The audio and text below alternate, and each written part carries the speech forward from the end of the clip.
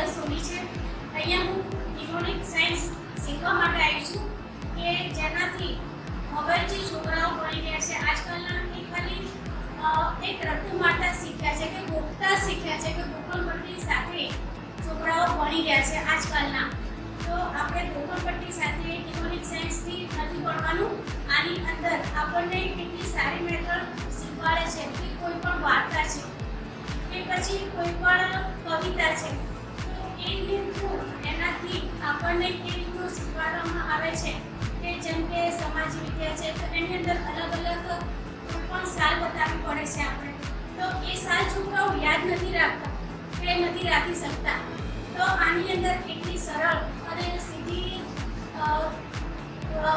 રીતથી એ રીતનું શીખવાડે છે કે છોકરાઓ એકદમ નોર્મલ રીતથી આ જે પણ સાલ બતાવે છે તો એ સાલ આરામથી છોકરાઓ યાદ રાખી શકે છે।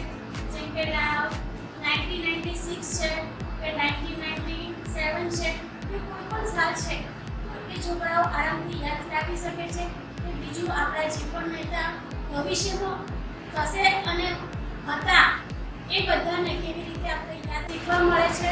તો તમારા છોકરાઓને હજુ આ શીખવાડો, આ મેથડ પણ સમજાવો કે કેવી રીતે આપણા છોકરા ખાલી રટ્ટુ ના મારે અને ભવિષ્યના ઉજ્જવળ એવા સારા આગળના નવા ભણતર માટે તૈયાર ના થાય અને રટ્ટુ મારતા ના શીખે।